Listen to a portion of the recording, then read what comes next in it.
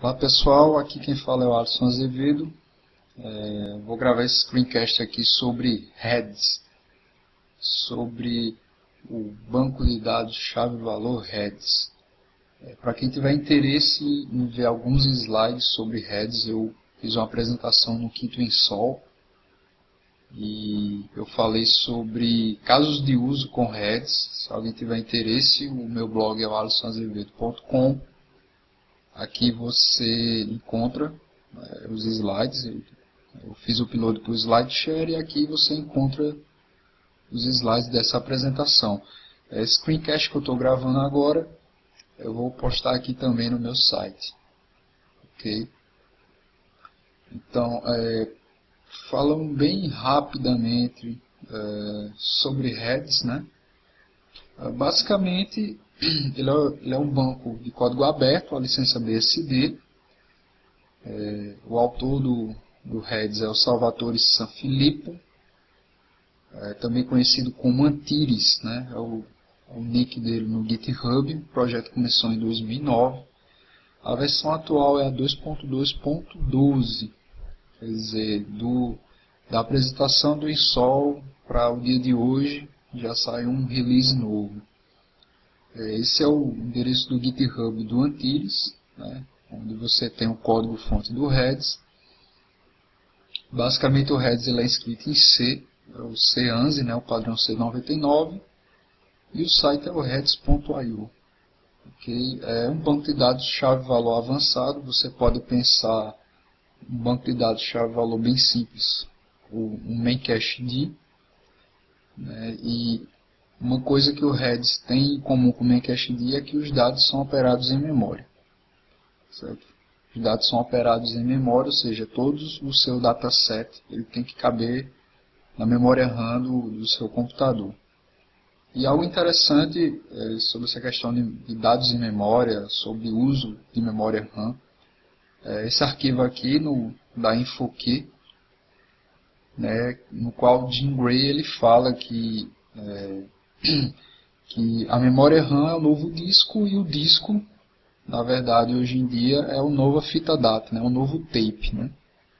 Então, cada vez mais você tem acesso à memória RAM, ou seja, você já tem computadores, notebooks hoje vindo com 8 GB de RAM, você já tem servidores, instâncias da Amazon EC2, servidores com 64 GB de RAM. Então, nesse artigo aí ele fala que, na verdade, a memória RAM é o novo disco hoje, porque ela é muito rápida a memória, né?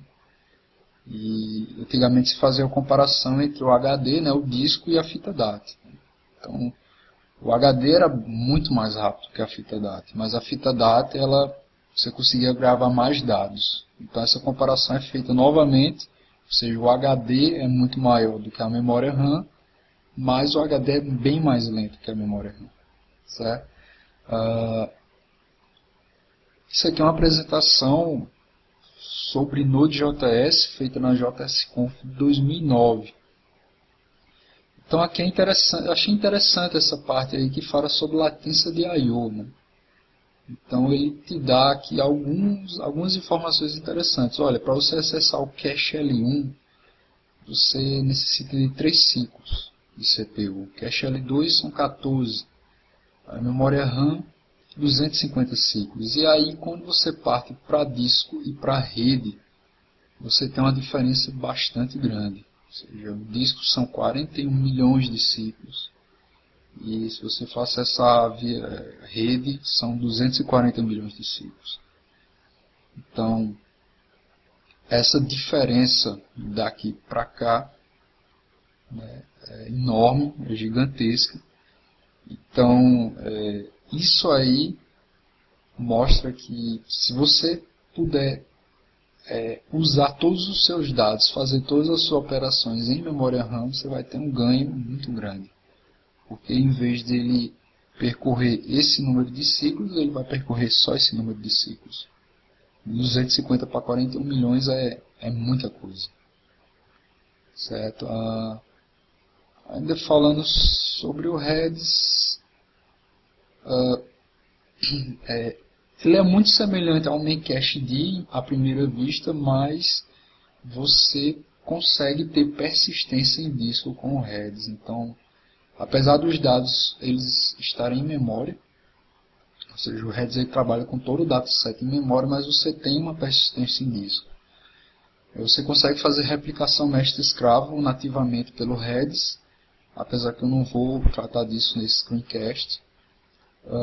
E tem planos futuros para o Redis Cluster, né? Mas só para o Redis 3.0 talvez, né? Ou seja, estamos na versão 2.2.12, vai sair uma versão 2.4, depois dessa versão 2.4 provavelmente vai sair a versão 3.0 do Redis, que provavelmente vai vir com esse Redis Cluster, né? Então vai ser bem interessante você poder trabalhar com vários nós do Redis compartilhando o mesmo dataset via cluster. Bom, então, como é que a gente instala o Redis, né? No site aqui, no redis.io, você tem aqui a última versão estável. Eu vou abrir aqui o meu terminal. Eu fiz o download. Deixa eu apagar aqui o Chrome. Eu fiz o download da última versão do Redis, certo? A única coisa que é necessário para você instalar o Redis é você ter o GCC e o Make instalado na sua máquina. Então, se você usa Ubuntu ou Debian, se você instalar esse pacote Build Essential, está resolvido. Se você utiliza Fedora ou alguma outra distro baseada em Red Hat, Fedora você instala o GCC e o Make, está resolvido também. Você só precisa disso aí. Se você utiliza o Mac OS X, acho que quando você instala o Xcode, ele instala o GCC também. Creio eu, né? Não tenho certeza, porque eu não tenho um Mac. Mas, basicamente, você precisa do compilador em C, certo? Então, para você instalar o Redis, basta você descompactar, entrar no diretório, aqui no diretório do Redis, e rodar o Make. Agora ele está compilando, é muito rápido a compilação dele, são poucas linhas de código. Essa máquina que eu estou utilizando é um Core 2 do 2.4, com 4 GB de RAM, um HD de 7200 RPM. Não é nem uma super máquina, mas como vocês podem ver, o Redis já compilou. Se você quiser rodar um Make Test, você pode rodar, mas precisa ter o TCL 8.5 instalado. Para ele rodar os testes demora um pouco, por isso que eu não vou rodar aqui. Então, o Redis já foi compilado e eu vou rodar agora o Redis Server. Certo? Então aqui já está rodando. Por padrão, ele roda em localhost na porta 6379. Ok? Aqui eu tenho outra aba. Eu vou dar uma olhada aqui, CD Downloads, Redis. Eu vou dar uma olhada aqui no redis.conf. Esse aqui é o arquivo de configuração do Redis. É bastante comentado, é muito simples aqui. Então todas as opções você tem sempre o comentário. Por exemplo, aqui a opção de porta padrão. Aqui é onde ele vai rodar, por padrão ele roda em localhost. Deixa eu ver aqui. A questão de database, né? O Redis ele permite que você utilize múltiplos databases. E aqui você informa a quantidade, padrão de database que ele vai rodar. Então como é que funciona? Os databases, ele vai do número 0 até o número que você setou aqui. Por exemplo, se são 16 databases, ele vai do database 0 até o database 15. Esse é o padrão do Redis. Sobre a parte de persistência, você tem duas opções para utilizar o Redis. A primeira opção é o padrão, que é o snapshotting. Como é que funciona isso aí? Basicamente, ele fica salvando o estado atual do heads, salvando isso em um arquivo chamado dump.rdb, que está aqui. Só que ele salva isso de forma periódica. Então, como é que funciona? Você tem esses três saves aqui com valores diferentes. Então, o que é que significa? Olha, o primeiro save aqui, ele diz, olha, em 900 segundos, você vai salvar o estado no arquivo se pelo menos uma chave for modificada. Aqui embaixo se você, em 300 segundos, se 10 chaves forem modificadas, você vai salvar o estado no disco, certo? E aqui em 1 minuto, 60 segundos, se 10.000 chaves foram modificadas, você vai salvar o estado em disco.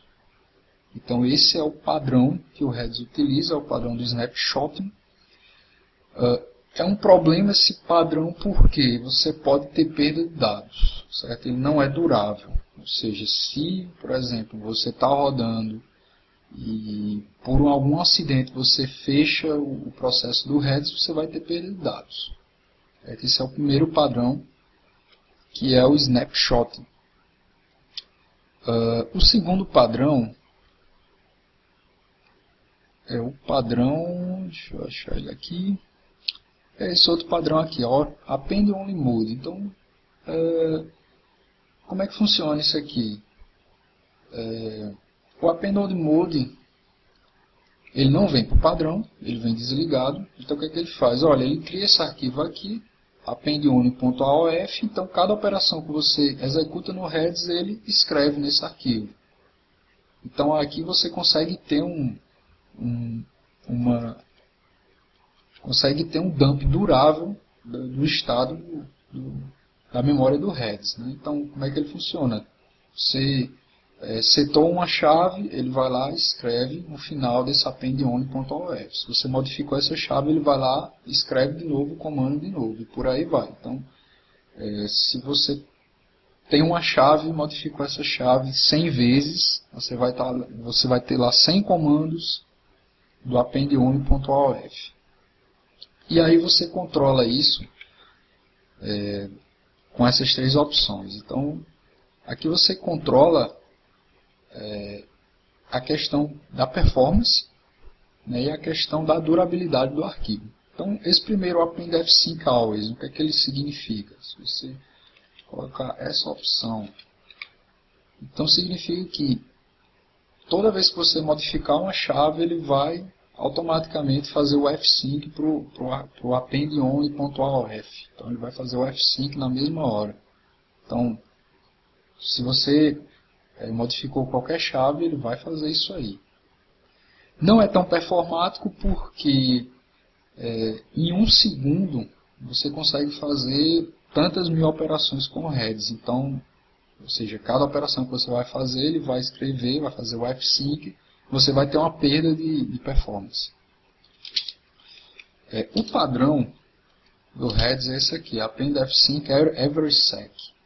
Então significa o quê? Olha, a cada segundo você vai lá e faz o fsync no arquivo.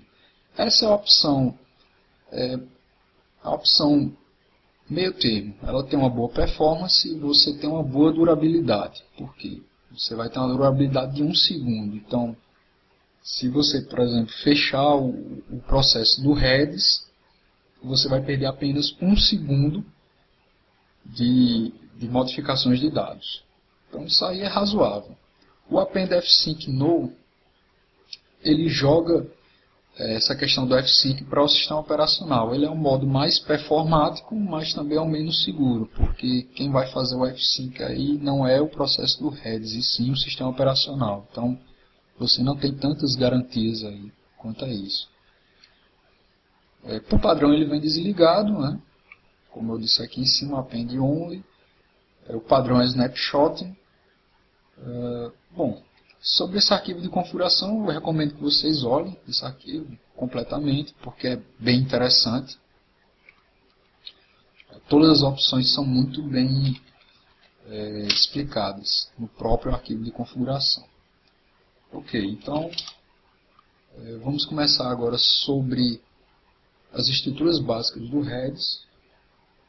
O que eu vou fazer agora é iniciar o console. Então eu iniciei nessa aba